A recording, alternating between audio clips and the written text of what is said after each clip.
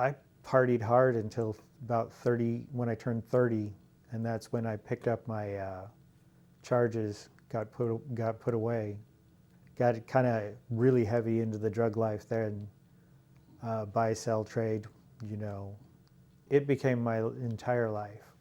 Couldn't hold down a job. 2 junkies broke in my house to rob me, and I ended up shooting them. 2 first-degree assaults, use of a weapon to commit a felony, and possession of firearm by felon. 8 to 10 years apiece, for a total of 32 to 40. Ended up doing 16 years on it. Just got out last January. Still adjusting to a lot. I mean, how much the world has changed then to here is just phenomenal. To give you an idea, my first problem when I came out of prison, I went looking for a payphone. I started doing the classes they had available at OCC. Once I found they had classes available, I was like on it. As soon as I got there, I've got 30 some odd credit hours just there. Maybe I was looking for something and just never knew what, you know. I'm living in a 3-quarter-way house. It's the Jesus house. They're going to give me the management of the house. I've been working with a few places around here, Community Alliance, Heart Ministry. I go and volunteer at the food pantry. They said I don't have to anymore, but I still go down and volunteer 2 to 4 times a week. I was told I should look into the whole Rap 180 thing when I was getting close to getting out. And I mean, I was already doing some of the classes. They said that would help me get involved in some of the schoolwork down there. So it got me into classes like the financial empowerment, strength finders, strength builders. They do wonders for you. When I first got out the door, they took the company card, bought me this hoodie, my pants, clothes, shoes, socks, the whole 9 yards. I don't know where I'd be without the help. Nothing but love for them. Yep. Beautiful. They do help out with housing. You've got like a whole list of jobs down there, and it's like felon friendly. I like how they do. It's like every Wednesday have almost like a job fair going on. Some company or another comes in, shows off, and actually hires people out of here. And it's not just, you know, BS jobs. They get you some real money. Some of these guys are starting off at like over 20 an hour. Yeah, they have digital literacy is what they do, is what they call it, and they'll help out. I knew nothing about the phones. Downloading apps, trying to figure out how to pay stuff over the internet. I mean, yeah. Oh, it's awesome. They navigate me through like signing up for classes. They set up appointments. They set up the appointment for me to come in and get my next semester classes. I wouldn't have known who to call or where to go. I don't know if I'd have been able to do it without all the help, to tell you the truth. I'm doing real good now. Basically, I picked the path, but they helped me find my way to it. The person that I was back then is gone. Too many experiences in between will completely change you. I'm not the crime, I'm a person. I may have been doing some criminal stuff, but I was only put in prison for 3 seconds of stupid. What it breaks down to, it could be them too. Those bad 3 seconds is all it takes, and you're no longer upright citizen.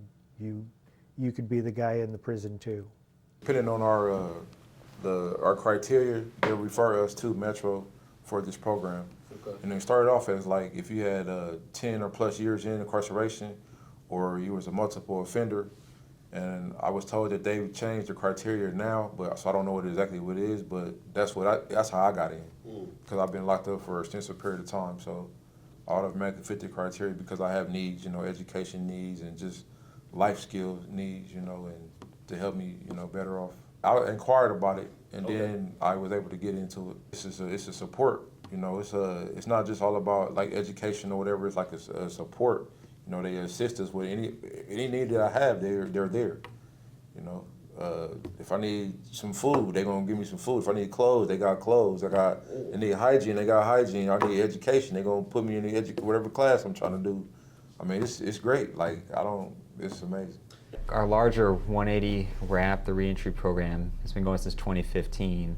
So Life Project's now going on its 3rd year, but with the more concentrated support we're giving, like as I'm meeting with someone who's telling me what their goals are for work or school or what things they... Or any type of emotional need, like they there. I'd call right now, hey, I need to talk to somebody, I'm having whatever type of issue, and if I can't get in touch with them right then, they'll call back and, hey, you called earlier and you got this need and you know what's going on, and it's there.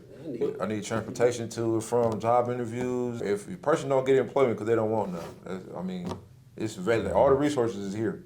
Maintenance, forklift training or driving, or warehousing, like shipping and receiving, or I mean, anywhere in that realm. As far as I know now, like I can get into something and get my feet wet and figure something else out along the line. But as of right now, that's where I'm focused at. My ultimate goal, I want to go to school to get my CDLs, and then so that way when I'm on parole, I can get in the truck and drive. You know, this program helped me with all that. So if I was to jam out today, I would just get out with no parole, no supervision, no nothing. I'm just out. I'm free. You know, I'm done with my number. I've completed my entire sentence. So for me, I got a sentence. I got a 50 to 94 year sentence. So if I was to jam that sentence, I would do half of that 90 years, which would be 47, some change, whatever.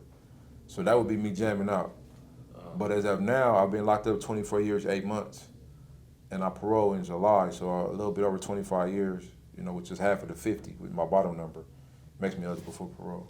See, right this afternoon, I'll be over there, you know, learning about computers, how to send emails, learning what all the gadgets is, just get me prepared for, you know, today's technology.